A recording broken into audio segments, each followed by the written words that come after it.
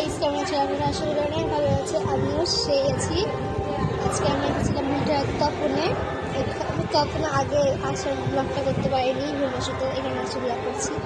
আর দেখো তপনের লুক।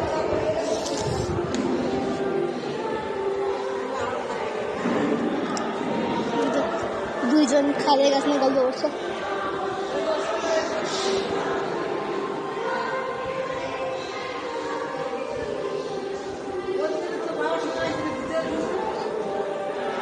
বাবার সঙ্গে আসছে শাড়ি পরে।